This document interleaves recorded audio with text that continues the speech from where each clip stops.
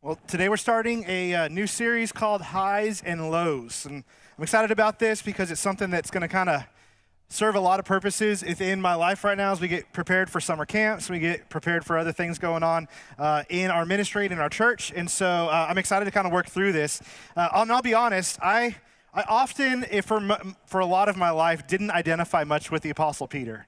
I'm one of those people that tends to try to keep my mouth closed, probably sometimes longer than I should. And some of you may have the opposite effect, but, I won't call out any of you by name. Just kidding. I won't. Sometimes when I think about Peter, I kind of don't really connect with him. But the more I study him, the more I just realize I don't want to.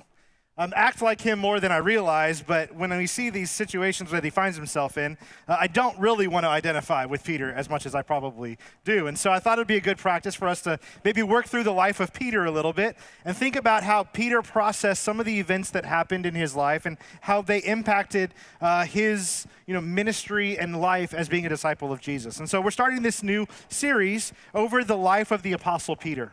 And so we're going to look at this kind of inside look as to how Peter was put in difficult situations and how Jesus began to mold him into the leader that he needed to lead the church to be a thriving community later on when he left. And so that didn't mean that Peter went through his life without any sort of doubts or any sort of perfect life, right? What Peter dealt with is he had lots of insecurities and lots of doubts, and sometimes he said things when he probably should have just kept his mouth shut.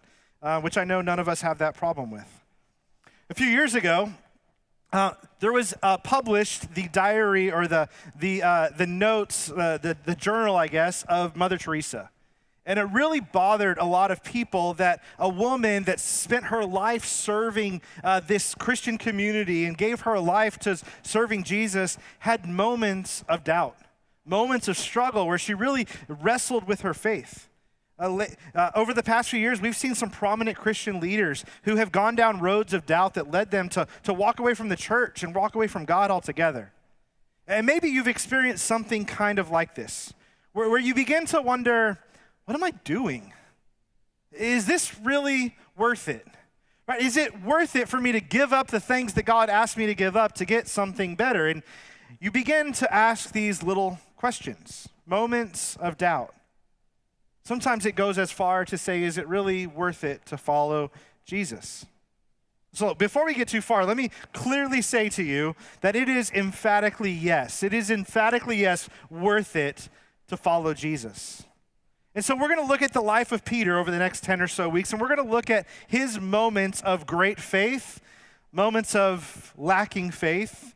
And we're going to see how Jesus used him to mold him into the disciple that he needed to lead his church. Because you and I, in the same way, are called to follow Jesus, to be sent out to make disciples, and to be leaders within the church. And so we're going to be in Luke chapter 5. So if you have a Bible around you, if you have it on your phone, you can pull it up on there. We're going to be working through the first 11 verses of that.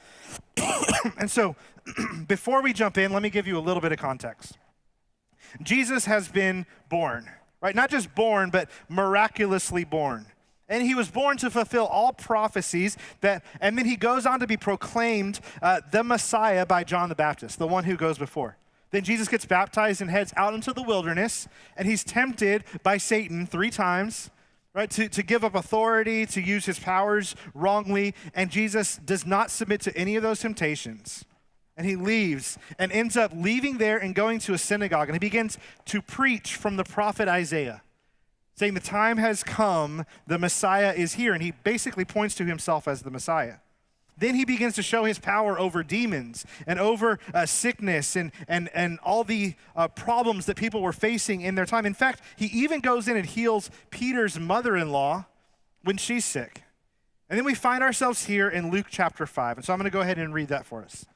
On one occasion, while the crowd was pressing in on him to hear the word of God, he was standing by the lake of Gennesaret. And he saw 2 boats by the lake, but the fishermen had gone out of them and were washing their nets. Getting into one of the boats, which was Simon's, he asked him to put out a little from the land, and he sat down and taught the people from the boat. When he was finished speaking, he said to Simon, "Put out into the deep and let down your nets for a catch." And Simon answered, "Master, we toiled all night and took nothing, but at your word I will let down the nets." When they had done this, they enclosed a large number of fish, and their nets were breaking. They signaled to their partners in the other boat to come and help them, and they came and filled both the boats so that they began to sink. But when Simon Peter saw it, he fell down at Jesus' knees, saying, "Depart from me, for I am a sinful man, O Lord." And he and all who were with him were astonished at the catch of fish that they had taken. And so also were James and John, the sons of Zebedee, who were partners with Simon. And Jesus said to Simon, "Do not be afraid. From now on you will be catching men." When they had brought their boats to land, they left everything and followed him. All right, so Jesus is standing on a bank and he's teaching. And this crowd gets so big, they're pushing him back into the water. So obviously he gets into a boat and begins preaching from a boat. That's pretty weird. All right? He preaches from this boat. I hope to never do that because that would be very uncomfortable and tough. But Jesus does it for a little while. And after a little while, he says, "Okay, Simon, take this boat, go out and put the nets out into the water." Now, I've done a fair share of fishing in my life, and if after you fish for a few hours and catch nothing, which I've experienced many times, the last thing you want to do is go back out and fish. You're like, "I'm done, I've caught nothing, I want to go home, I'm tired," probably sticky because it's fishing, right? And yet they do it. They do it because Jesus calls them to do it, and he says, "Whatever you say, Master, I'll do." So they go out, and what do? They catch a lot of fish, right? So much that the boats are full, and the nets are breaking, and they're calling in extra help to get all the fish in the boat. And so what happens here is really interesting because Jesus was not one you would really ask to give you fishing advice. I mean, Jesus was from Nazareth, which was like a landlocked area. Like there was no lakes nearby to fish in. Like if you wanted to know how to make a chair, Jesus was your man. Right? But fishing was not his forte. But Jesus knew something that they didn't. And Jesus was showing them the authority that he had over all things, and that was this moment. So they bring their huge haul of fish to the shore. And Peter says this. He says, "Depart from me, for I am a sinful man." I mean, I could think of a million other things that I would probably say first, like, "Thanks for the fish. That was really cool." Whatever it might be, right? But why does he say, "Depart from me, I am a sinful man"? See, what Peter understands here is the authority of Jesus in this moment. That he knew that there was nothing other than the power of God that would allow that miracle to happen. He is recognizing the holiness of Jesus in that moment and the depths of his sin. The only thing that can come to his mind is to say, "Depart from me," because we can't be together because you are sanctified and you are holy and I am not. And it's a beautiful moment that Peter does this. And so how does Jesus respond? He says, "Do not be afraid," right? Which is a common thing we hear throughout the Gospels. And usually, actually throughout the entire Bible. Usually it's because like some type of spiritual being, whether it's an angel or God himself, shows up and people get scared, right? Their first thing is don't be afraid, right? Don't be afraid of when the angel shows up to Mary. Don't be afraid when they see the empty tomb. Don't be afraid is what happens when you recognize you're in the presence of something you don't fully understand. And it says that they brought their boats and they left everything and followed him. Now, sidebar here, you ever thought about what happened to the fish? I mean, there's a boatload of fish sitting there. I said boatload, right? A boatload of fish there. And they're just sitting there, right? This is like possibly retirement savings amount of fish for these men. Right? They had invested their entire lives into fishing. They had paid for boats. They had paid for nets. Like their pride as members of the community, as fishermen, were at stake here. And so what do? They left it all. They left what they had previously built to get to this point, and they left what they could possibly earn from that haul of fish. You see, when Jesus calls, you go. It's as simple as that. When Jesus displays his power over everything and he calls you, you go. You don't go around making sure you have the rest of your life set up just in case this Jesus figure fails.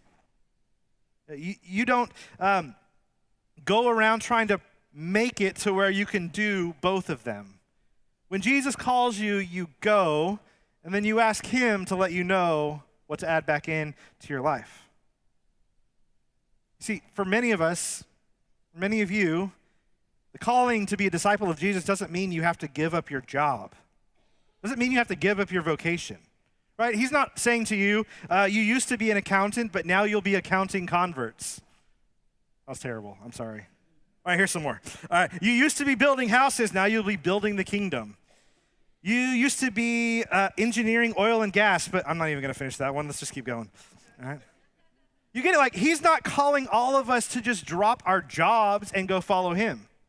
But what he is calling us to do is to rearrange the way we see the future, to rearrange the way that we see our lives, and to center them around what it means to follow Jesus. The point is that as disciples, we're not called just to add Jesus onto our lives. The call to follow Jesus is to rearrange, reevaluate, redistribute the focus of your life. It's calling to make Jesus the center. And then allowing him to show to you and display to you what it means to follow him in your life. You see, the problem is for most of us, that's a hard thing to ask. Because it requires us to give up the things that we've held dear. Requires to give us the aspirations and the things that we're called to do. I don't know if Peter was ready to give up his life of fishing, but when Jesus called him to go, he went, and he knew that as long as he was connected to Jesus, that's where he needed to be. One of my favorite Christian writers is a guy named Dietrich Bonhoeffer. Some of you may know his story. He lived in Nazi Germany, spoke out against the Nazi regime and what was going on there, and ultimately gave his life because of the roles that he played in trying to deter what was going on in Nazi Germany during that time. And he wrote this book called The Cost of Discipleship. And someone who gives their life for the gospel and writes a book called The Cost of Discipleship is probably worth our reading. But he says this: the cross is laid on every Christian. The first Christ suffering, which every man must experience, is a call to abandon the attachments of this world. It is that dying of the old man, which is the result of his encounter with Christ. As we embark upon discipleship, we surrender ourselves to Christ in union with his death. We give over our lives to death. Thus it begins. The cross is not a terrible end to an otherwise God-fearing and happy life, but it meets us at the beginning of our communion with Christ. When Christ calls a man, he bids him to come and die. And I hope that it doesn't cost you what it cost Dietrich Bonhoeffer. But in the same way, I hope it does. The same way I hope that we as followers of Jesus live with the abandonment that Dietrich Bonhoeffer and Peter and some of these apostles did that cost them their lives, because it requires us to reevaluate everything that we do. You see, for most of us, we believe that it's Jesus plus my life equals discipleship, but it's Jesus plus nothing equals all of it. It's not Jesus being added on to what we already have existing. It's us allowing Jesus to redirect and reframe everything that we do. We don't have to have all the answers when we do it. As followers of Jesus, we understand that when we are called to follow Jesus, we go, and we don't have all the answers to all the questions. And when we do that, we encounter doubt. We encounter moments in our lives where we wonder, is this really worth it? Right? It reminds me of the old hymn, bids me come and die and find that I might truly live. The life that Jesus offers you as a follower of him is the true life. The one that we live on this earth is the one that will lead to death and pain and suffering. And so why not choose life? And so if we ended this story here and we don't know any more about Peter, you could make a case that Peter followed Jesus and never looked back. But most of us have read this story, or if you know a little bit about the life of Peter, you know that he often made some pretty bad decisions. Right? And so we're going to spend the next 10 weeks looking at some of those good decisions and some of those bad decisions and how they took the form of doubt in his life. Because doubt can take many forms. But hear me when I say this. It's okay to have doubts as long as those doubts don't end in unbelief. Doubts don't mean that you've lost your faith or you've walked away from God. Doubts mean that you are experiencing a moment where your faith needs to be tested, where you need to grow, where your faith can be deepened. When you're willing to work through them, doubt can often lead to deeper and more foundational faith. So we can't just sit back and claim we have no doubts. And sometimes we have to lean into them a little bit and realize that these doubts can actually lead us to a deeper and more convicting faith. And so what we have to do is we have to name our doubts. We have to be able to say, this is what it is for me to doubt. And so here's what we're going to do. We're going to talk about 3 of these things, and over the next few weeks, we're going to be talking about how they played out in Peter's life, but I want to give us some language that we can use to talk about them. And so first, we're going to start with intellectual doubt. This is the doubt of the mind. It's struggling through the questions of how the nature of the way that God works versus the nature of the understood world. Right? You may have questions about the creation account versus what science has told us, and that may be a moment where you're dealing with intellectual doubt.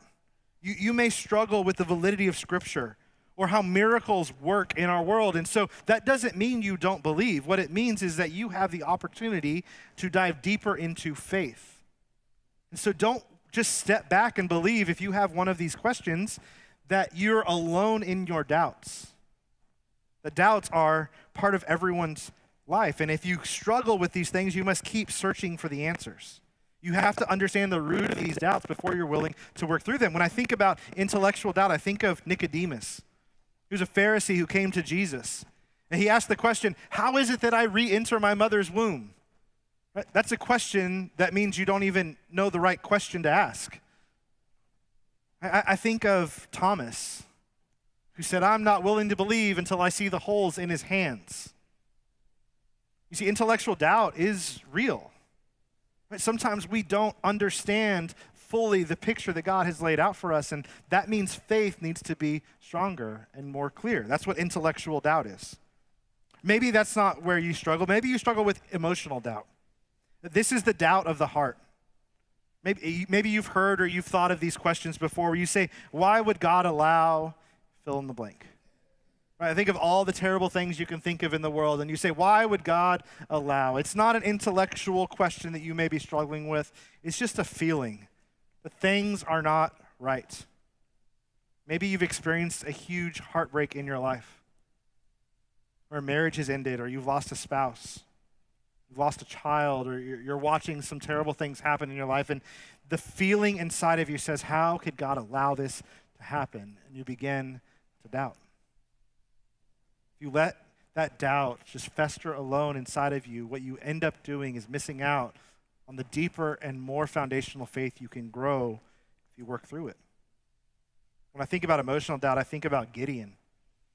Gideon, who was a prophet who struggled to believe that God was going to do what God says he does. And so he tested him many times. He hid in the darkness rather than standing up in the light.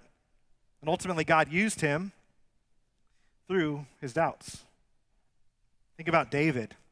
Right? If you ever read the Psalms, David starts a lot of Psalms with some doubts. Where are you, O Lord? Why have you forsaken me? But he ends with faith. But I know you're good. You always come through. See, David dealt with that a lot of times. Think about Elisha running and running, saying, God, I'm the only one who's been faithful to you left. And God's like, no, you're not. I have thousands of others. You're not alone. Emotional doubt is very dangerous. And it feels very real. It is very real because you and I, when we struggle with tough times of crisis like this, it requires us to question whether God is actually for us and good to us. So we have to work through and we have to name these doubts because we'll get caught in this cycle of emotional doubt that will lead to unbelief. Lastly, the third one would be volitional doubt. This is the doubt of the will. This is a doubt that God's way is better than your way. And really, in a sense, all sin is volitional doubt. It's saying that what I can get in the moment is better than what God has for me in the future. I can get better in the short term than what God has in the long term. And so your desires are better than God's desires. Volitional doubt, it can be the most dangerous because it doesn't just question God's goodness. It questions his authority. It says, instead of allowing you to be the one who tells me how to live my life, I'm going to decide for myself what I should do. Whether that stems from intellectual or volitional or emotional doubt, what it ends up doing is setting the person in the place of God. When you start going down that road, you begin to realize the full depths of the sin that you are able to live in. Think about the rich young ruler who was asked to give up his possessions and he couldn't do it. Think about Solomon, right? The wisest man that ever lived, who chose the pleasures of this world over the God who gave him the wisdom that he started with. And here's how it kind of plays out in our lives. Maybe you think things or even say things like this: I could really do more for the church, I just don't have the time. And I'm not willing to give up the time that I have to serve God the way he desires. Or I've worked really hard for the money that I have, I don't really need to give or be generous with what God has given me. Maybe I need to serve in the church and I need to volunteer, but I know that if I do, they'll just ask too much of me. Volitional doubt says that my time and my money and my life is more valuable than what God has for me through giving it. You know, these three types of doubts can be very dangerous to a follower of Jesus if we're not willing to acknowledge them and work through them. You know, often volitional doubt is dangerous. Often emotional doubt is worrisome. Often intellectual doubt can lead us down a dark road. But hear me say this: Jesus can handle your doubts. You don't have to be afraid of naming your doubts because Jesus can handle all of them. You see, Jesus had a brother who had doubts too. In fact, at one point, they come to get Jesus because they think he's gone crazy. And they're standing at the door knocking, and they say, Jesus, your brothers are here to get you. And he's like, no, those people are not my brothers. Those who do my will are my father and mother and brothers and sisters. So later on, this brother comes in contact with the risen Jesus, and his doubts go away. His doubts go away, and you and I know him by his Latin name, which is James. James wrote a book of the Bible, and James says this in chapter 1, verses 2 through 8. He says, "Count it joy, all my brothers, when you meet trials of various kinds." Now, let's pause for a moment here. When he's writing this, trials are not like, we can't talk about God in schools anymore, which is a trial. I'm not saying it's not, but the trials that he's experiencing at the moment are, if you speak openly in public, you will be killed. If we find out you're a follower of Jesus, you will die. And so he is acknowledging real quick here that this means something. He says, count it joy when you experience trials, for you know that the testing of your faith produces steadfastness. And let steadfastness have its full effect, that you may be perfect and complete, lacking in nothing. If any of you lacks wisdom, let him ask God, who gives generously without reproach, and it will be given him. But let him ask in faith, without doubting. For the one who doubts is like a wave of the sea that is driven and tossed by the wind. For the person must not suppose that he will receive anything from the Lord. He is double-minded. He is a double-minded man, unstable in all his ways. So God's desire is not that you would be a person who is tossed back and forth in your faith through the waves. He's a God that asks you and wants you to stand firm in your faith. The only way to do that is if we recognize the places in our lives where we doubt. And then we're going to use the life of Peter to kind of look through some of those doubts as well. But what it should lead us to do is a deeper understanding of who God is. What it should lead us to do is a deeper understanding of how he continues to work in our world. What it should do is that when tough things happen in our lives, instead of running from God and asking him, why would he allow this? We run to Christ and we say, God, will you be with us as I go through this? It means when we have a moment where we're saying God's will is not greater than my will, we pause and we allow a church body to surround us and help us see the light through that. See, doubt can be dangerous if we're willing to just let it sit. But doubt can be powerful if we're willing to allow God and Christ to move us towards deeper faith. You see, if we get stuck in our doubt, it moves us to apathetic faith. Faith that doesn't really just care about growing and deepening. It doesn't move us towards a deeper and faithful understanding of the truth of the gospel. You see, Jesus came and died so that you and I could live with him. Jesus came and died and resurrected so that we could experience a new life. When we sit in our doubts and we sit in our unbelief, what we end up doing is we say that the cross doesn't cost much anymore. When we work through our doubts, when we deepen our faith, we recognize that there is something more significant that God has for us, and that is a new life in Him. I want to give you guys a spoiler alert that Peter's doubts never really caused him to lose faith. He had dark moments where he was struggling, but he still continued to have faith, and that's because there was a God who was not willing to let him go. That's what I understand and know and believe about God, is that in the midst of doubts, there's a God who's not willing to let you go. He's not willing to let you walk away as long as you are willing to hand it over to Him. It requires us to keep our eyes on Jesus. It requires us to follow the rabbi, and when Jesus says, "Come," we go. Would you pray with me? Dear God, we recognize we don't often talk about doubts. We don't often scratch the surface of things that may be festering because the fear that they'll open into a wound. But God, we trust that you are a God. You have given us the Holy Spirit, and you've given us the gospel that we can work through these doubts and on the other end come out with deeper and more foundational faith. God, I pray as we read through and study the life of Peter that you would give us clarity of what it means to follow and be a disciple, what it means to be leader in the church and in your kingdom, what it means to show other people what faith really looks like. God, and as we struggle or we walk through these things, God, I pray that you would be close, that you would be holding on, that you would be redeeming us in moments of pain, that you would speak loudly in moments of silence, that our doubts would be a catalyst for a deeper faith, a deeper discipleship, and a deeper movement of your kingdom here on earth. We just pray these things in your name. Amen.